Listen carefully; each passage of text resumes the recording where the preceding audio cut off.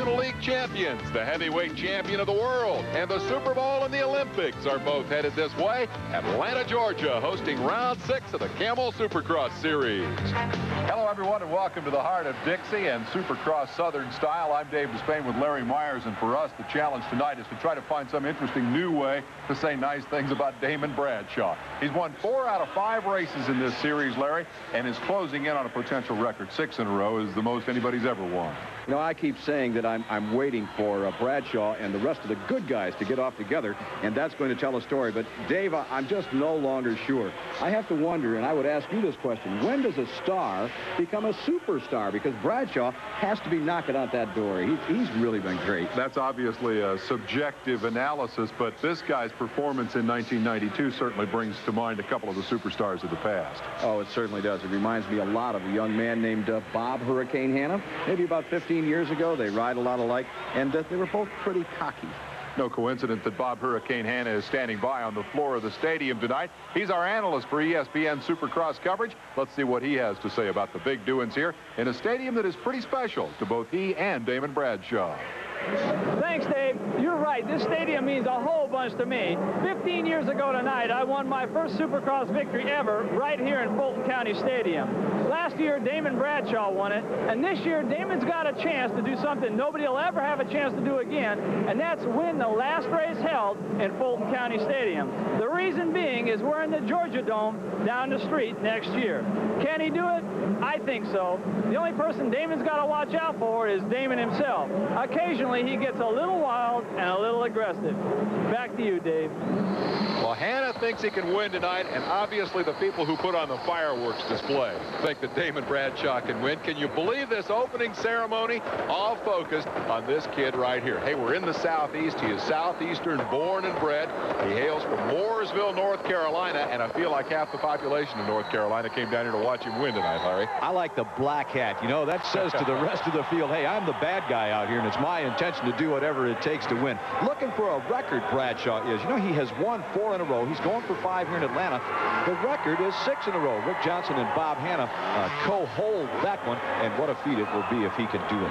44,868 people watching Damon Bradshaw take a solo parade lap here as part of opening ceremonies for this 6th round of the series. Hanna says that he's a shoe-in for the championship.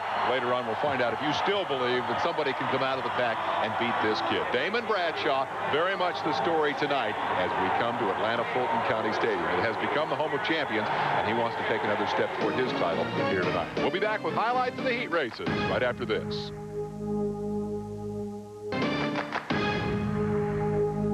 We're back in Atlanta Fulton County Stadium, and Larry, let's take a look at the battleground on which these Supercross stars will make war tonight. Very unique tracks and very rough sections. We're going to take a look at it through the lens of the Isuzu bike cam.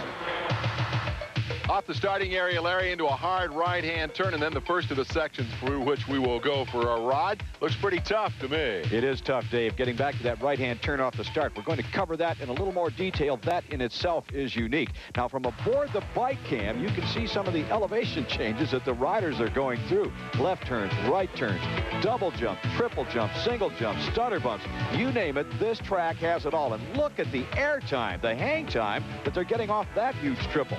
That's the section right off the start, and it's tough enough in itself, but look where we go from there. There was some controversy in the first few races about whether the tracks were too easy or too difficult and whether that was contributing to Bradshaw's win streak. This sandy area right here may be the toughest part of this track. I think it is. You know, you land in it, and the riders are well, they're hard-pressed to maintain the forward momentum of the motorcycle in a straight line, and it's going to be a tricky and treacherous section all night long.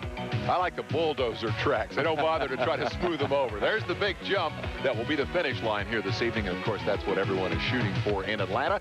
We're going to take you to the highlights of the qualifying heat races now. These are all the top riders from the 250 class divided into 2 heat races, and the drop of this gate is what kicks off the evening of Supercross in Atlanta. And in the charge down to turn number 1, again, a unique right-hand turn. We'll talk more about that later. Number 2, Jeff Stanton jumps out to the lead over number 6.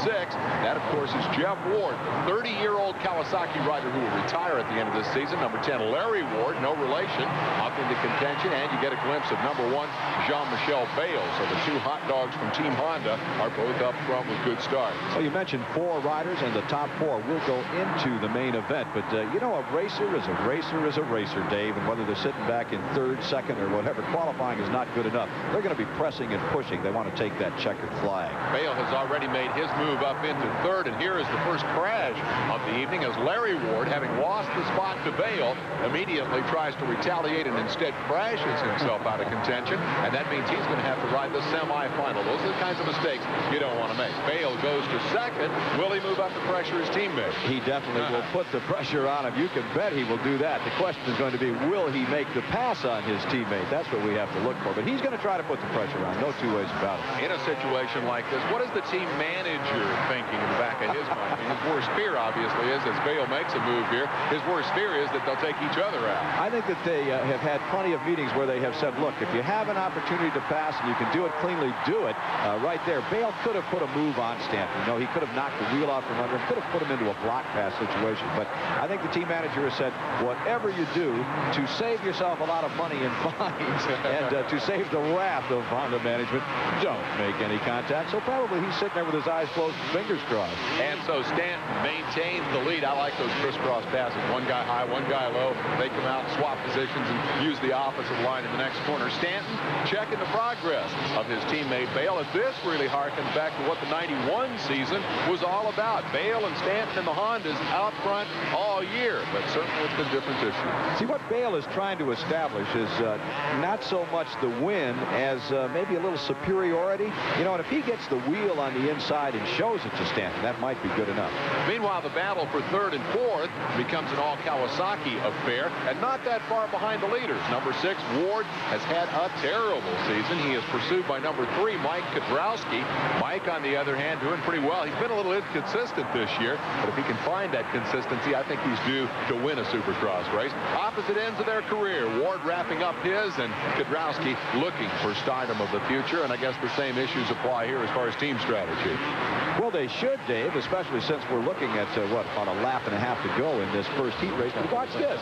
Kudrowski got a little bit to the outside of Ward, and they made some contact. Ward straightened it up. He went on all right in 3rd place. But watch what happens here. I think maybe Ward maybe bobbled a little bit, slowed down, and Kudrowski had nowhere to go. Certainly was not an intentional hit. He did have someplace to go that was straight down to the track. He's going to hold on to that number 4 position temporarily, at least. Yeah, I don't think that was necessarily a serious effort to pass either. Note the banners in Ward's rear wheel. That could have been a big problem, but there were not enough of them to foul the brake. So he finished 3rd. His teammate finished 4th, and Bale kept the pressure on Jeff Stanton all the way down to the finish, if indeed this is serious pressure. We've speculated about how seriously he's trying to get around. Well, I think it's serious. I'll tell you, it's serious on Jeff Stanton's part. Stanton has been whipped all year long by all of the top guys, and he is tired of it. And I know that he does not want to be passed in this heat race. I can assure you of that, Dave. Are they not both thinking more about the lines that they will need to beat Damon Bradshaw than they are about beating each other? I don't think Jeff Stanton is. I think Stanton right now is worried about being passed, and he has looked behind him so many times in this event that I think that he's concerned about blocking Bale. He doesn't want to be passed. Look at there. See him going to the outside? Look. Oh, yeah, you're right. That is an unusual situation. They are battling each other rather than the track and rather than position. They're just going at it. And they're coming into heavy traffic, too, as they turn for the line. This could get really interesting. Let's see if Bale, he's kind of stuck up on the outside and behind the lapper, and that may be what cost him the shot at Jeff Stanton here as they turn for home. Indeed, he can't get there. Checkered flag falls. Jeff Stanton wins it, and Ward takes 3rd over Kudrowski. Interesting, the amount of conflict there between the two teammates. As we take a look at the transfer positions, 2 teams represented. Hondas 1st and 2nd, Stanton and Bale. The Kawasaki's of Ward and Kudrowski 3rd and 4th. Here's Bob Hanna. Jeff Stanton, you were riding like it was the main event out there. Is it that important? Yeah, it's always important to get that heat race. I was really tight. I got to relax a lot more and let things happen. I don't think the main event could be any tougher than that, do you? I sure hope not. I sure hope I get a good start and just walk away from everybody, but they're never easy. Good luck in that main, Jeff. Thank you. Coming up, something that's never easy is a turn to the right in the first corner. Riders have a lot of speed going into this corner. The brake is on the right-hand side, and they have to put their foot down at the same time. The results, sometimes not too pleasant. Three riders found that out. Eric Kehoe, Guy Cooper, and Doug Dubach trying to untangle themselves from that tangled-up first corner crash. Meanwhile, up front, this is going to be the story of the second heat, and what a story it is. Number 9, Jeff Matassa. Number 4, the man of the hour, Damon Bradshaw, winner of virtually everything this year. And these two, old rivals from 1990 when there was bad blood between them. A couple of young kids trying to make their way in the world of Supercross. I think everybody in the place, Larry, was expecting some more fireworks out of this stuff. Goes way back to 1989, Dave. That's when the two of them were each 125 national champs. Matassa in the west, Bradshaw in the east. That's when they really started banging bars. Now, they didn't bang bars in this heat race, but they banged all right. Coming up here, just a couple turns away. You see Bradshaw tried to make a move up high, crosses back over, comes around the outside, and whack, runs right into the back end of Matassa, tips over. I tell you what, if you're now he lost his motorcycle when he tried to pick it up. He run away, break it. Yeah. If you're Damon Bradshaw, you're going to say, hey, he blocked me and he took my line away. And if you're Matassa, you're going to say he tried to cut me off. But watch this. This is the corner prior now. You can see that Bradshaw had it in his mind that he was going to make the pass. And here it comes. And I think Bradshaw ran into Matassa. They're never going to believe that in the Yamaha camp, but it looked like it was all Bradshaw's fault to me. Hey, Larry, you're the expert. Nobody's going to argue with you. Here is Bradshaw passing Ronnie Tishner. That's for third place. And the point is that Damon did come back despite the fall to make the transfer. I want you to watch Matassa as he comes through lap traffic. He's got dirt on his goggles, up and over, reaches up and flicks off one of those tearaways in a split second to maintain clear vision so that he can see that checkered flag, which is now less than a lap away. And we should point out that the big beneficiary of that crash was number 7, Mike LaRocco. Here he is working through that same pack of back markers, and he is now the second-place man. Bradshaw, you see, closed up behind LaRocco late in the race, but it was just too little too late. He couldn't get around, and he already had the transfer position locked up. But that's Damon, always charging, always trying to get to the front. And when he crashes, in particular, you'll notice that he seems to find a little bit extra. It fires him up. Probably, if we go back to that crash, we'd say, hey, he's mad because he still thinks it was Matassevich's fault. You've seen the highlights. You know he's mad. Wait till you see what happens after the checkered flag falls here. They're turning for home. They're within sight, but not within striking distance of Jeff Matassevich, the kid who came back off the broken leg last year with such a magnificent comeback, return to action. Great moment for him winning a heat race here. LaRocco and Bradshaw take the flag. Watch Bradshaw. He's looking for Matassevich. Hey, I want you, kid. But it's interesting, as he catches up with Matassevich at the racetrack entrance, what happens? He wants to talk, but he wants to make sure he's got that motorcycle between him and Jeff before they have at it.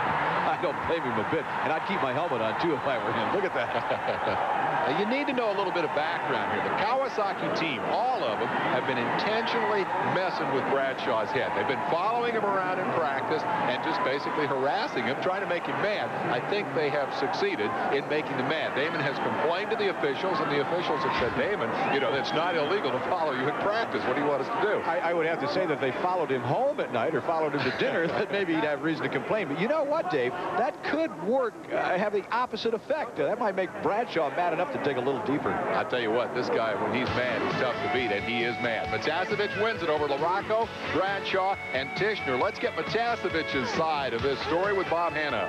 Jeff, great race. Little things happened to you out there in Damon. It looked like a main event again, the second qualifier tonight.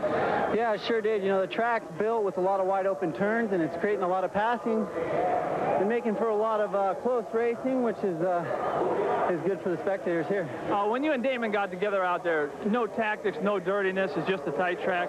No, you know, he hit my rear tire. You know, it's pretty much his fault, and I guess since he's leading the championship point standings, he thinks everyone should get out of his way, but you know, I know this Kawasaki rider ain't going to budge just because he's leading the series. Well, good luck in the main, Jeff. Thanks, Bob. I tell you, Matassevich is not going to get out of the way for anybody. I don't care what they're riding. Take one more look at the incident. Well, this is the corner, Dave, prior to the actual crash. And you can see there that Bradshaw went up high and Matassevich took the line away. Now, he knows he's trying to pass, so he's just getting in the way. Now, Bob Hanna was standing down in that corner, and he saw what happened. As you saw in that second qualifier, Jeff Matassa and Damon Bradshaw came together in this corner. Not really dirty riding on either one's part, just a little supercross tactic. The tracks are tight and things happen. Hey, Hannah the diplomat. He's not going to blame either one of those guys. We'll be back with the semis right after this. At Orange County Suzuki, we've got it. Fantastic deals on great... Atlanta Fulton County Stadium, Jeff Emig, who has had a hot and cold season, sometimes a great hole shot and a big lead, sometimes in the semifinals. That is the case tonight. We go to the highlights of the second round of qualifying. Looking for the top 5 finishers. Number 8 is Emig, and he is hoping to claim one of those transfer positions into the championship feature. The pressure is really on now as we move to the semis, dropping the gate of the charge into that right hand, turn number 1. Emig gets the hole shot, and this time that difficult corner catches Brian Markovich and Ray Somo as they crash, and a great move to avoid it by Jimmy Eichel, who ends up in 4th spot, number 72. He just took a hard left. Here's an interesting Eichel story. Did not have enough money to get into Atlanta. Here we see Eichel on the outside, just going over that triple. His friends got together and said, hey, we will fund your trip, provided. And Eichel said, what is that? You shave your head, they said. So Eichel said, great, I want to race. And under that helmet, there is no hair. All right, Keith Johnson, number 29 in the 2nd spot. Watch Larry Ward get out of shape. And Ward was, I think he was a little unhappy. The track was down to the wood there. The riders had kind of scuffed it off, and Ward just kind of slid sideways, and he was showing his displeasure. He joins Johnson in the battle for 2nd right here. They're a good bit behind Jeff Emig, who got the whole shot and then really took advantage of that crash because that hung everybody else up. So these guys are racing each other, but also hoping to get the opportunity to run down Emig, who's a long way ahead. And it appears to me that Ward, as he makes the move here on Johnson, is really struggling a little with his timing. Dave, Larry Ward has been struggling all year long. He's not been able to get it together. And look at that. He just takes Johnson. He had the inside line, and he took Johnson all the way out to the bales. I don't know why he did that. It wasn't what I would say was the safe and sane way to make the pass. That could have put him down on the ground, but that's the kind of thing that he's been doing, and he's got to watch out for. Emig will come up and take the checkered flag. Victory in the semi will not earn him a spectacular starting spot for the main event, but more importantly, it gets him into the feature along with Larry Ward, Keith Johnson, Kip Sandell, and Mike Jones.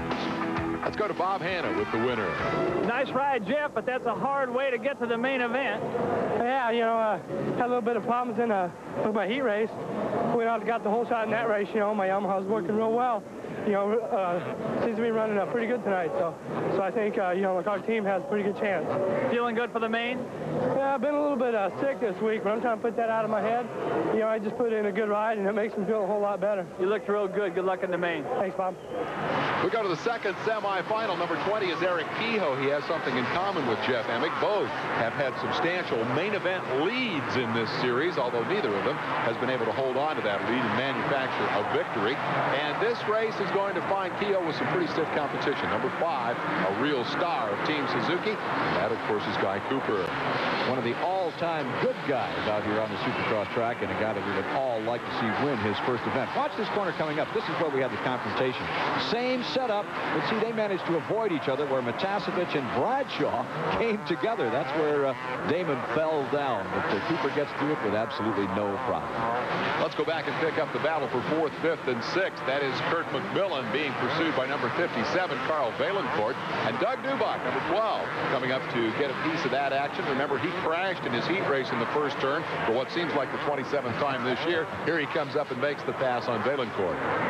And that pass put him into the number 5 position, and that, of course, is the final transfer position in the semifinals. Now, Guy Cooper, way out in front, he has a chance here to look at some new lines. He has virtually no competition, so he's looking the track over, while Dubach is still not finished. He's trying to make a pass to go into the number 4 position. McMillan is next in his sights. Dubach should have the good line as they come into the right-hand turn. He set that up a couple of corners before, and now through that big, wide sweeper, he's able to put McMillan away and move up to 4th. Every position that Dubach can get here improves his spot on the starting gate by 1 come main event time. Now, the fastest rider among the 2 that win heat races will get the first pick on the gate, then the second heat race winner will get the second pick, and then it alternates from that point. So the better you finish, the better your pick. And Dubach moves up one more spot here as he goes down to the inside. See Fred Andrews get a little sideways. Fred knew he had a problem, tried to cut back underneath Dubach. No chance. Doug Dubach is gone. When you're a factory team rider like Dubach riding for Yamaha, you don't want to be back there in the semifinal too bad. But hey, Cooper's out there. Cooper wins the semifinal. He figures, hey, if I'm stuck in this baby, the least I can do is win it. Kehoe will come home in second spot. This is a privateer effort, and anytime you can run with the factory guys and make the main event, you're doing a good job. Second spot for Eric Kehoe. Rounding out the transfers, Dubach in third, Andrews in fourth, Valencourt in fifth. Bob Hanna is with Guy Cooper. Guy Cooper, wonderful ride, hard way to the main, but you're looking good out there. Thank you very much. I felt good in that race. In the heat race, I failed in the first turn, and just was out there looking at lines, and that heat I put it all together, and I found some good lines. I hope I can use them in the main. The lines look great, and Guy Cooper looked great. In the main, you think it's going to be that easy? Of course not that easy. We've got a lot of tough guys out here today, but I always like to train here, and I like the crowd that cheers for me, and I just want to put it all together. Look incredible, Guy. Thank you. Guy Cooper is headed for the main event. So too Kurt McMillan and Todd DeHoop, first and second place finishers in the last chance qualifier. We're going to pull something out of the time capsule for you. The formative days of Supercross, the year 1978. Rider number one, hey, that's Bob Hurricane Hanna. Out of work now. We had to pick him up, get him a job as an ESPN analyst. But look at him when he was a 16 or 17-year-old kid. That's Marty Tripes on the Honda that he's racing, and Hanna's after him. Boy, he is. Marty Tripes, of course, was the winner of the very first Supercross ever held in the L.A. Coliseum. Hanna came from out of the pack to make that pass. He has taken over the number one spot, and I would estimate that this is somewhere near the middle of the track, and look what he does. Hanna runs off the racetrack. Do you remember what he said at the outset when he said the only thing that Damon Bradshaw had to look out for was Damon Bradshaw? Well, here is another wildly enthusiastic and aggressive guy, and here he is. He catches Tripes again. Ran him down from behind. The fact is that he ran off the racetrack twice, came back both times, caught Tripes, made the pass. Remember that in this stadium, Atlanta Stadium, Bob Hanna won the very first Supercross race in 1977. It was his first career Supercross victory, though he went on from there to win the championship and earn that number one plate. You'll see him pass Tripes, take the win. Who does he remind you of, Myers? No question, it's Damon Bradshaw. Both of them extremely aggressive. Both of them very, very cocky. And both of them definitely are winners. Now, Bob Hanna is watching this on his monitor on the field. What do you think of that, Bob? I see one big difference of me back then and Damon today. We both won races, but Damon stays on his bike to do it. All right, gotcha, Hanna. We'll be back with more from Atlanta right after this. Damon Bradshaw is not the only hero. This is 16-year-old Ezra Lusk from down the road in Bainbridge, Georgia. The Georgia fans love this kid, one of the new stars of the 125 class riding for Team Suzuki. Take your last look this year, perhaps, at Jeremy Buell. Bad news for one of the top three in the series last year. Broke his wrist in qualifying here this evening. Buell, along with DGY Yamaha rider Jimmy Button and the defending series champion Brian Swink of Team Suzuki, have been riding the 250s while this series was out west. Now they're back on the 125, and Swink thinks that experience will be valuable. Yeah, it definitely will. You know, it makes you stronger, and it makes you so you don't get a big head and think you're better than everybody because you go out there and you get beat. And also, it's good for next year when I start riding the 250. I won't be new at it. Now, there's a kid who's using his head. He's got a career path in mind. Here he is at the line, the reigning champion in the Eastern 125 class, and thus the number one plate. We're down to the 125 main event. This guy's got a streak going, Larry. A streak indeed. 2 125 Eastern regional races thus far this season, Orlando and Houston, and he has won both of them, and I might add, he's won them quite handily. Like the Damon Bradshaw of the 125 class, perhaps. Ready for the start. This, the first of two main events. Eyes on the gate, and here they go. Pole shot is always critical. Who gets out front first? With the call to the Iowa boy, Chad Pedersen, number 53, jumps into the lead ahead of Ezra Lusk, number 117. Down on the inside goes Doug Henry, and into fourth spot comes the number 39 machine of Jimmy Button. Good battle. Rider on the move, Dave. Coming up on the inside is Doug Henry, rider number 19, and he makes the pass on Lusk to move into the number 2 position. Lusk comes right back. Look at that. Well, he's showing experience beyond his years, and back. He's taken over the #1 spot. Yeah, he jumped right past both of them. Pedersen kind of hesitated a moment. Lusk said, I ain't hesitating. I'm out of here. He takes the lead. The Georgia fans go crazy. The rest of the field streaming along behind. And now Henry takes advantage of Pedersen's lack of timing and moves into the runner-up spot. Back further in the pack is #1. There you get just a glimpse of Swink. He's got some catching up to do. And just ahead of him, downtown Mike Brown, number 54, has bobbled momentarily. Here's Tony Berlotti saying, come on, Ezra. You can beat those guys. And 44,000 Georgians are all hollering in their agreement. This is quite a team. This kid really is one of the emerging stars. He's dominated in the mini bike ranks. Now he's up with the pros. But I'll tell you what, in Doug Henry, he has a determined rival here. Henry has a lot of experience on the 125. We go back 1 year ago. Doug Henry captured an outdoor national event riding a 125. And, oh, he just captured Ezra Lusk, the two of them down on the ground. Not sure who captured who. Ezra is still down. Henry jumped right back on the motorcycle, took off, only lost a couple of spots. Lusk looks like he may be hurt, and we need to go back and take a look at what happened here. Ezra Lusk there. He just nosedived into that jump, and he's the one that caused it. He was just off balance there, created a serious bobble, and Henry had nowhere to go, just plowed into the side of him. Ezra appears to be in considerable pain. Jimmy Button was the big beneficiary of that mishap, as Lusk will apparently not be back in action tonight. We'll dispatch Bob Hanna to see what's going on with Ezra Lusk. Meanwhile, Brian Swink, who hasn't been feeling very well himself, has passed Pedersen and taken over second place. A Swink with a touch of the flu and definitely under the weather. And you know, had, Pedersen goes down. We got riders all over this racetrack. I just started to say, and I'll say it quickly, Dave, that I think that Swink may have let Lusk go because they were teammates, but now who knows? Maybe he'll go after Button, who's holding down that #1 position. There is Jimmy Button, the current leader, one of the top-ranked riders in this series last year, sticking with the 125 for 1992, but look for him to be a 250 rider in seasons to come. He definitely has the makings of the star of the future. Yamaha has a lot riding on this young man's career. He crashed and came back to finish third in the series opener at Orlando. Not a bad way to kick off this 92 campaign. And now in the third point-paying race of the year, he's got a big lead. Looks like he has the potential to run away with this thing. Up through the right hand. Whoa! And he is off, and I mean hard. Well, I don't know if he caught a neutral or what he did, but he didn't have the momentum coming off that jump to land on top of the tabletop, and it looked like that's what he wanted to do. Now watch this. He just skipped. No, he lost it before that. He was crooked when he went up on top of that small jump, Dave, and it just threw him into the face of the tabletop jump. He's lucky he didn't break his collarbone. Here is Swink now taking over the lead in the race that nobody wants to win. Everybody who's been up front so far has fallen down, and Swink says, hey, if you guys are going to hand it to me, I'll take it. We'll be right back.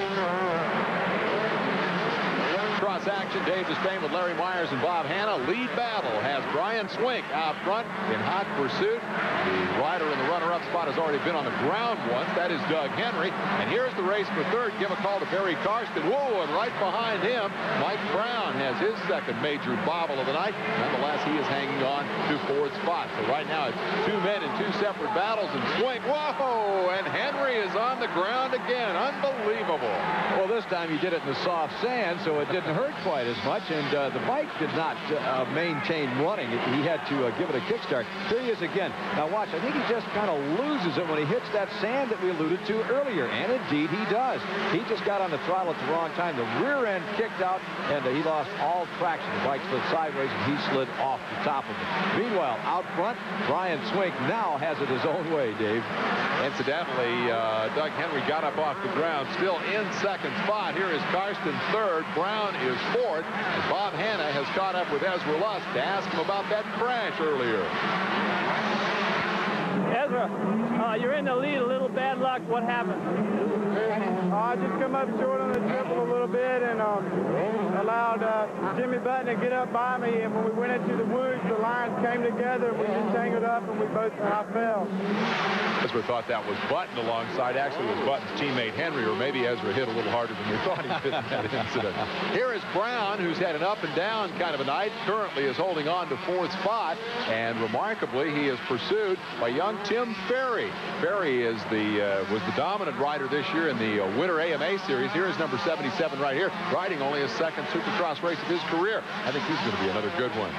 It's amazing to me how a rider can come out of the amateur ranks and do so well. Mike Brown, rider number 54, ahead of Ferry, number 77. They've been going at it now for the past couple of laps. You've got to give a lot of credit to Brown. He's been pressured by numerous riders throughout this thing, and though he's had the ups and downs, Dave, he's still hanging in there. Pedersen, too, is hooked on to this battle, number 53. Whoa, there's another bobble by Brown, and this time it cost him. Yep. Ferry goes by on the inside. Brown made one bobble too many. Will drop him to the tail end of the top 5, and now he'll be under pressure from Pedersen, the Iowa kid who was out front, remember, at the start of this race. He, too, has had a series of little bobbles and one tip over that have cost him spots. Here's a look at Ferry now, just 16 years old, a sophomore in high school. That'd be fun to race for 44,000 fans when you're that young. I wonder what it feels like to go back on Monday morning and the guys all say, hey, how'd you do this weekend, or how did you spend your weekend? He says, well, I traveled up to Atlanta and I was in a professional motocross race, or supercross, and they say, oh, sure, now tell us what you really did. Yeah, right. Watch it on ESPN. That'll make believers out of him. I think we're going to see a lot of Tim Ferry, and he's a nice kid. Let's follow the efforts of Brown here for a moment, because he's now going to be under pressure indeed. Before we can get the words out, he's passed by Pedersen for 5th. Pedersen had a good drive coming out of the corner, worked to the inside, and Brown had nowhere to go. He would have had to have crashed or run into Pedersen in order to salvage that position, and I don't think he wanted to do that. Meanwhile, Swink in no danger of running into anyone as he holds down that number 1 spot. Brian Swink has really become the dominant force in this race, primarily by just minding his own business and staying out of trouble. Everybody else is racing backwards. Battle continues here for 5th as Brown tries to regain that spot from Pedersen. Best race on the racetrack, and they are being overhauled by Grayson Goodman, a Texan who has closed up a lot of racetrack on them and threatens to make this a 3-rider battle for a top 5 spot. Often when the battle gets good, like it is here, Dave, the riders will actually slow down because the guy in front is trying to protect the line, trying to keep the guy behind him, and that's what has happened here. It's allowed Goodman to come up and put in a challenge for that number 5 position. 3 riders that are going at it: Pedersen, Brown, and Goodman. Way out in front of them, Brian Swink is the race leader with Doug Henry 2nd, Barry Karsten 3rd, and we'll be right back. Another Southeastern rider star here. Number 77 is Timmy Ferry. He is your 4th place man. Here is the battle for 5th, 6th, and 7th. And look at Grayson Goodman. We saw him get up into the thick of that battle before the break. Now it looks like he's ready to make a move. Well, he makes the move, really, but it was not so much his riding ability as it was the inability of Brown, rather, to hold on to the line. He just kind of moved over and let Goodman through. So Goodman slides up to the number 6 position. In front of him is Chad Pedersen. They were all 3 involved just a couple of seconds ago, fighting each other. Fighting no one, Brian Swink. He's got it all his way and looks like he can remain undefeated in the Eastern Regional Championship battle. He is a lap away from victory here today. He won the Orlando opener impressively. He won again in Houston, then went to California, rode the 250 class to develop some additional experience and prepare himself for next year. Came back home, back to the 125 division, and demonstrated that he is still the top dog, but not without quite a lot of fireworks prior to his getting into the lead. A couple of guys had a shot at it and fell on the ground, and now Swink is going to take it home without additional drama. I point out, look, you just caught a glimpse at the top of the screen. Doug Henry, believe it or not, is putting on an incredible charge. Now, Swink has slowed the pace.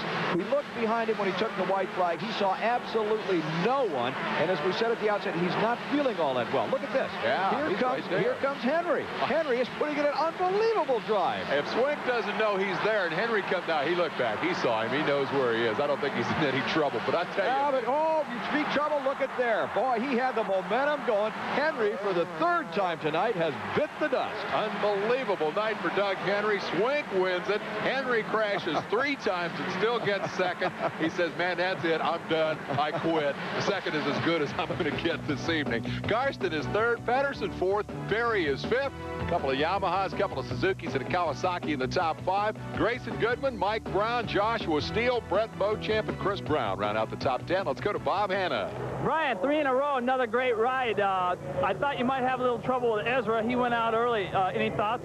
Yeah, you know, I was just riding there first few laps, and them guys were going really crazy up front, and I just was watching them. They all fell. And I got in the lead, and Doug caught up to me, and then he fell, and I just kind of cruised, and I'm not feeling real well. I had a cold, and I'm just not up to strength. It's a great ride. Thanks a lot.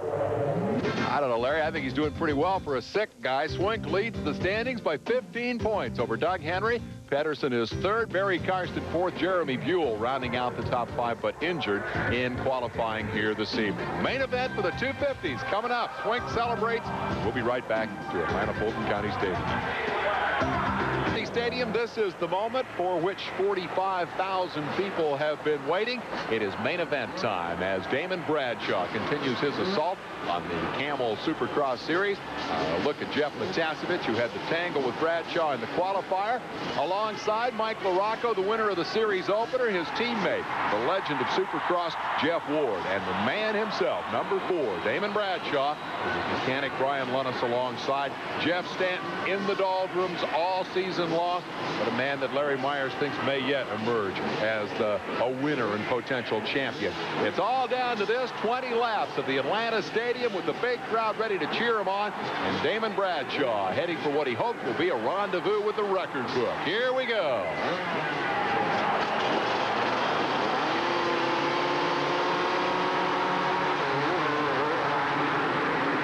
Charge to turn 1. Who's got the whole shot? Give it to the Frenchman. The series champ, Jean-Michel Bale, number 1, is out front for the first time this year. Kurt McMillan fell down in the first turn. Everybody else is through clean. Side by side for second. Number 9, Matassa. Number 6, Ward. Larry Ward is 4th. Damon Bradshaw 5th. This is the chance that Bale has been waiting for. He needs to put ground between himself and Bradshaw, who is caught in traffic as quickly as he can. He could take the win here. Oh, Bradshaw's not caught for long. He's passed Larry Ward. Now he's around Jeff Ward. Here he goes after Matassa. This was the battle early. Remember the conflict in the heat race. And he blows right by. Bradshaw passes 3 guys in the time it takes to tell it. And he's right on the rear wheel of Jean-Michel Bale as they head into the second lap. We're looking at the opening lap action when he did all of that. Bale is out front. He needed to make up some ground and put Bradshaw behind him. Bradshaw was just too aggressive. Dave, that was unbelievable riding. Yeah, this is the style that Bradshaw has shown all year long. Charge on the first lap. And somewhere way back in this ruck is number 2, Jeff Stanton, who just got a terrible, terrible start. His teammate, Bale, has to carry the Honda hopes alone. Well, now you have said, Larry, time and again, that if this guy could get out front, perhaps he had the stuff to beat Damon Bradshaw. You are on the spot now, because here comes Bradshaw. Well, I don't think there is any question that he has the stuff. Will he display it? There's a question mark. Bale was the dominant figure in 1991. Anyone that knows anything about Supercross knows that. He's battling the dominant figure of 1992. Who's going to come out on top? I wouldn't bet the farm either way. The Kawasaki's are all lined up in 3rd, 4th, 5th, 6th spots, and here comes Jeff Stanton. By my count, 8. Long way to go to the front. Back to the lead battle. Look how wide Bradshaw comes charging through that corner. I don't think there's a man on the racetrack that he'd rather pass than Jean-Michel Bale, primarily because of that number 1 plate. Here's Jeff Ward, and the other man on the move is LaRocco. He has come past a couple of people, and there you see the bobble by Ward that will let LaRocco get even closer. Mike, number 7, still looking for the form that carried him to victory in the series opener. Talk about form, this guy's got it. JMB. Jean-Michel Bale, 2 times a world champ. He came to the United States and conquered everything that he saw here. Now, Bale just looked quickly over his shoulder at Bradshaw, and I want to tell you right off the top that is an unusual move by Jean-Michel Bale. He generally rides his own race, lets other people worry about him, but I think he knows Bradshaw is back there, and probably he's reacting just exactly the way Damon would like him to react. This guy looks calm and cool. Brian Lunnis is the man who builds the motorcycles, and some would say maintains the sight of Damon Bradshaw and gives him the signal right there. He doesn't look like he's the least bit worried about where they're running at this moment. Long way to go yet as Bale leads Bradshaw early in Atlanta. leads Damon Bradshaw, number 4, winner of 4 straight races, who says, I'm going to ride every lap of this season as if I were behind in the points. And he has certainly done that here tonight as he charged from 5th place to 2nd in less than a lap and now puts the pressure on Jean-Michel Bayle. He's following Bayle, studying his lines, but more importantly, I think, if I'm Damon Bradshaw, is I keep showing him that front wheel, revving my engine and worrying him just a little bit. He knows I'm back here, so I'll just wait and see what happens. Cliff White obviously jazzed to see Bayle out front. The Honda team won the first 5 races last year. This is the first time this year they have so much as led a lap. Bradshaw comes up, gives Bayle a look once again. And Bayle sees him and moves over to take the line away, and there he's doing it again. He's watching over his shoulder every lap. He definitely is, almost every corner. And, you know, it's almost as if, he doesn't want to lead. He's trying to get out of Bradshaw's way, maybe. He may be afraid of Bradshaw. He has said off the record all season long that he thinks Bradshaw will crash, hurt himself, and lose the championship. Into that corner, Jean-Michel Bayle stood upright on the motorcycle. He was on the brake and just kind of coasted through. Bradshaw made no kind of move there. Look at, again, he did that, and this time Bradshaw took advantage of the situation. Dave, I think that Bayle let him by. Bayle looked like he might have hit that hay bale and slowed him up a little bit. Bradshaw has taken the lead, and this time it took 5 laps to do it. And now Brian Lunas is tapping his temple, the universal signal that means think, kid. Don't do something stupid now. With Bradshaw in the lead and Bayle now in pursuit, I want to go back, Larry, and take another look at that pass and see how Bradshaw got around him. Well, let's take a look as soon as we get back to Dave with the 2 lines, inside and outside. Bayle's on the inside, and Bradshaw gets the drive, and he's able to double while Bayle could only single. Now, had Bayle gone to the outside, Dave, Bradshaw simply would have blocked pass. Results would have been the same. He would have been in the number 1 spot. Again, I want to say, though, let's watch these 2 riders as this race unfolds, but I'm not at all sure that at that point in the ball game, Bayle wanted that number 1 position. I can't imagine that he would want to finish second to Damon Bradshaw, but on the other hand, I can see where he might want to just finish the race and not get involved in a Matassa-style tangle and find them both on the ground. Speaking of Matassa, look at this. He is the engineer of the Kawasaki freight train. He's running 3rd. Ward's running 4th. Morocco's running 5th. Kedrowski's running 6th. And they're all on those green motorcycles. A whole passel of green up front. And here comes Morocco around the outside of Jeff Ward, trying to move up 1 more position. Will he get the job done? Yes, he does. Now, here's the thing about the Kawasaki freight train. We know that Matassa and Ward, Matassa was almost hit by Morocco. We know that he runs out of gas around 9 or 10 laps in because of that leg injury that he is still recovering from.